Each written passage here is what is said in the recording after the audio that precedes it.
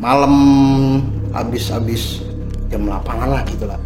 Tiba-tiba komplek kita mati lampu. Oke. Karena mati lampu, dua-duanya takut dong. Keluar. Ke teras. Duduklah berdua mereka. Duduk santai, ngobrol-ngobrol. Terus tiba-tiba anakku ngeliat ke atas.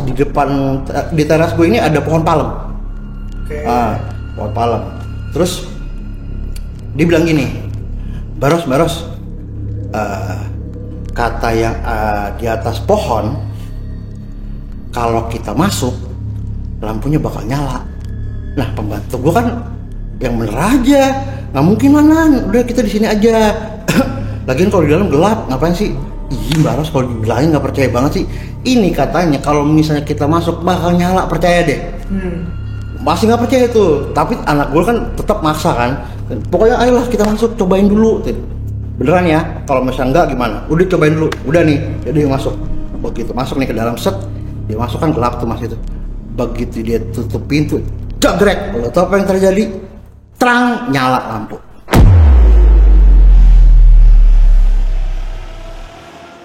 Halo warga Jagat Sukmo, balik lagi di channel kita Jagat Sukmo dalam segmen cerita warga.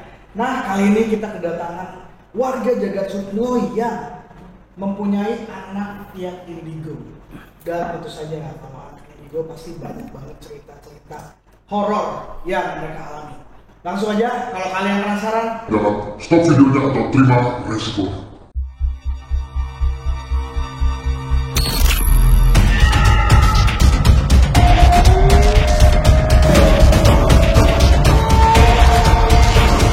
Jagat Sukmo.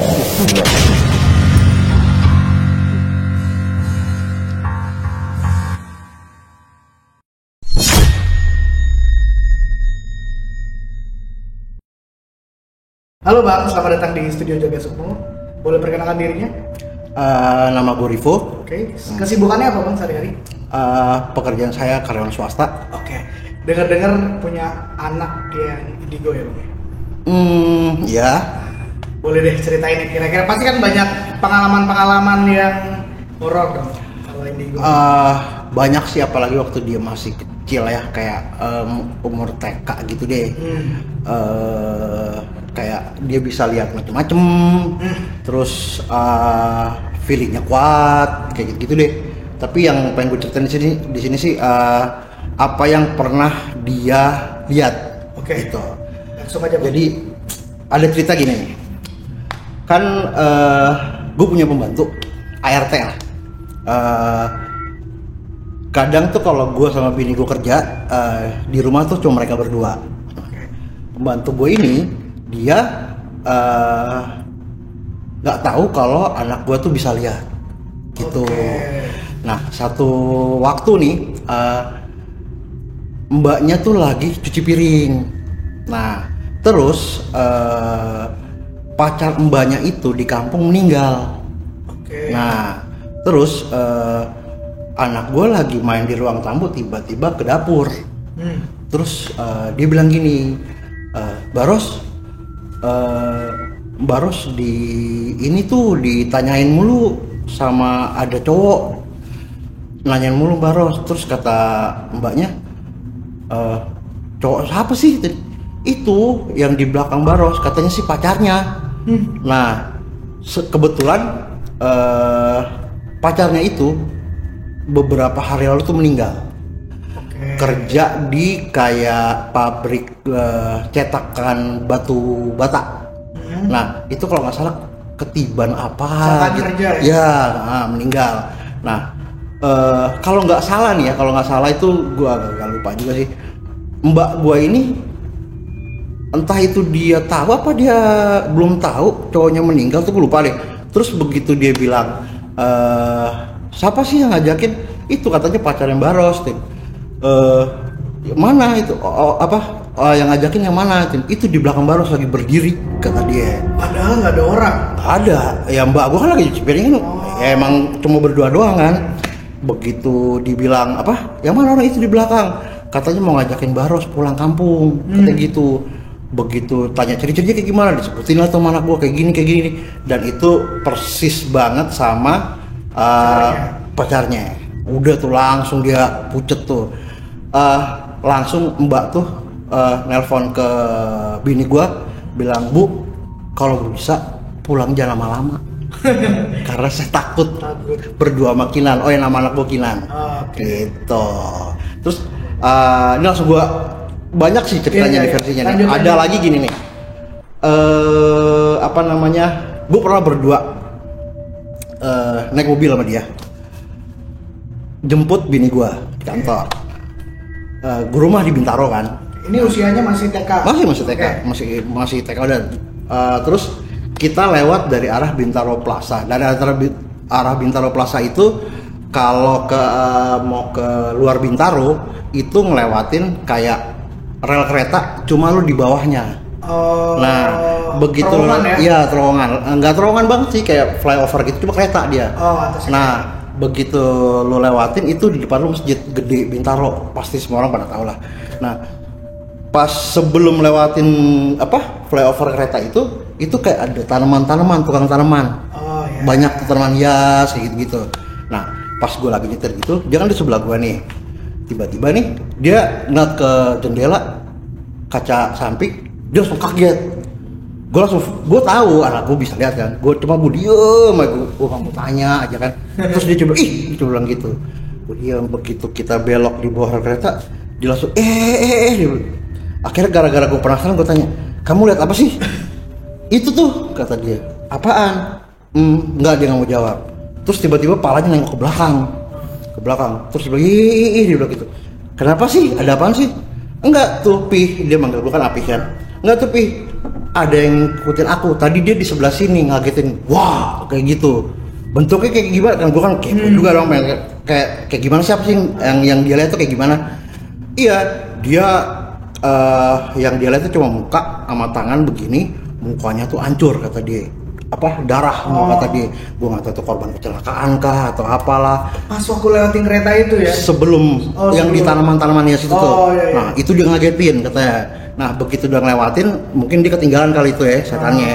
Tapi nempel di kaca belakang. Nempel. Iya. Terus gue tanya, dia masih ada? Masih di belakang, masih ngikutin kita. Wah, gila sih. Gue perasaan gue kalau misalnya ini dia masuk ke dalam mobil, wah gue udah gak tahu. Mungkin gue berhenti, gue turun kali, gue gendong, gue udah tinggalin aja mobil, udah amat, gila. Terus begitu udah mau nyampe kolam renang Bintaro, gue tanya lagi, "Masih ngikutin gak, Kin?" "Enggak kok, dia udah ketinggalan jauh. Cuma tadi mukanya serem sih, cuma aku nggak takut," kata dia. "Kenapa?" "Ya elah, begitu doang." Berarti kan dia udah pernah sering lihat.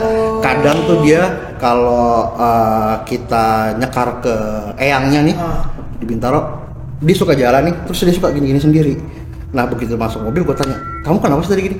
"Iya, tadi ada yang bilang kata rambut aku bagus." Terus, "Iya, rambutnya lucu ya." Terus gue tanya, "Kayak gimana?" "Banyak tadi di sekeliling kita." Terus gue sama biniku langsung kelihatan, anjay, apa lagi nih yang muji-muji dia ya kan. Sementara yang di situ cuma ada gua, dia, bini gua, sama tukang yang suka bersih-bersih kuburan tuh.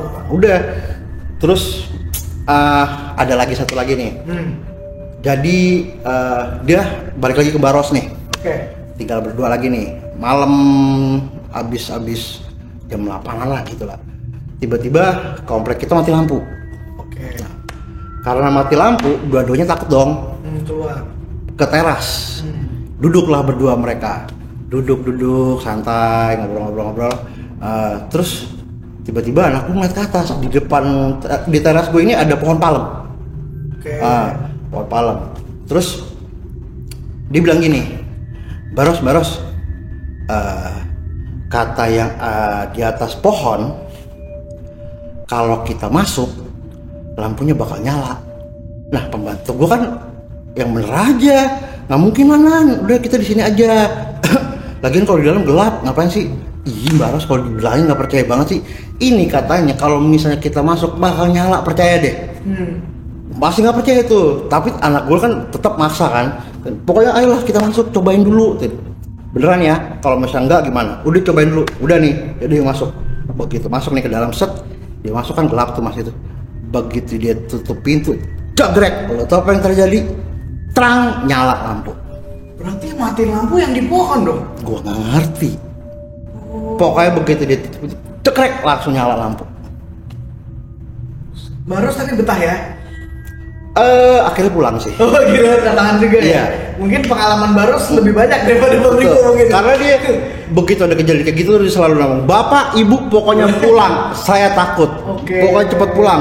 Saya nggak mau tahu. Pokoknya ini udah nggak enak perasaan saya." Udah terpaksa gue lagi di jalan gue ngebut. Bini gue juga dia kata langsung, "Iya pulang."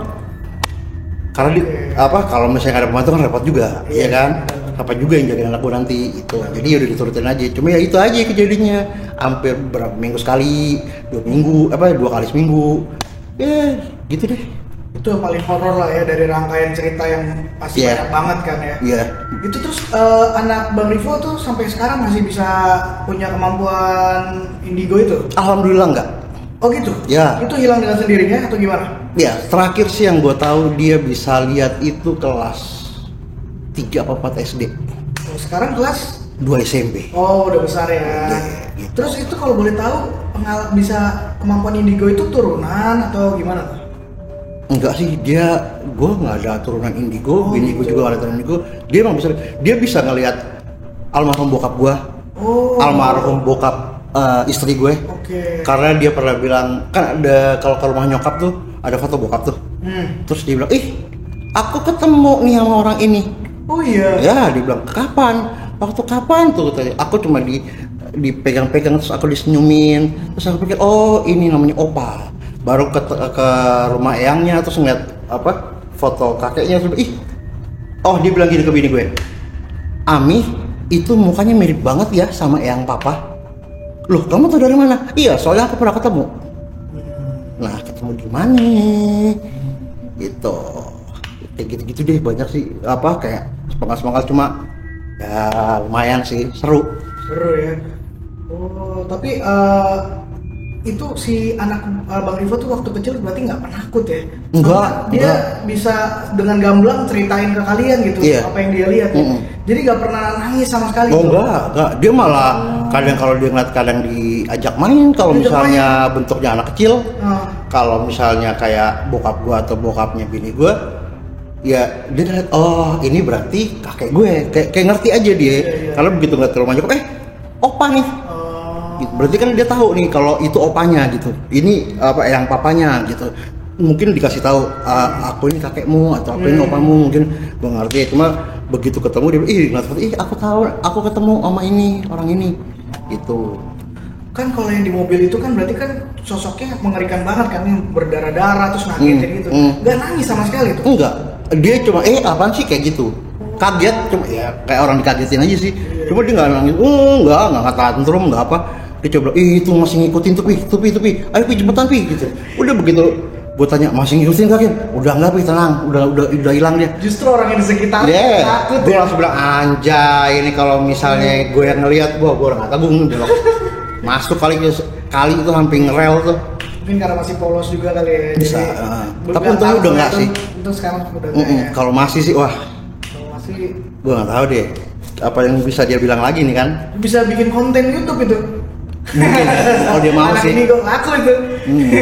Oke deh, thank you banget Bang nih ceritanya Sama-sama. banyak dan menyeramkan juga sih. Thank you banget udah mampir di studio Jagat Sukmo, dan kalian para warga Jagat Sukmo kalau punya cerita kayak Bang Rivo ini, kita terbuka banget nih kalau kalian mau cerita langsung aja di DM Instagram kita nih di sini. Boleh di follow juga, atau kalian punya cerita tapi malu cerita di depan kamera, kirim aja ceritanya nanti kita bacain. Oke? Dan kalau kalian suka jangan lupa klik tombol like, share, subscribe channel ini supaya kita semangat terus bikin video. Sampai ketemu di video selanjutnya, dan thank you banget Bang Rivo udah Sama-sama. berbagi ceritanya, dan bye bye.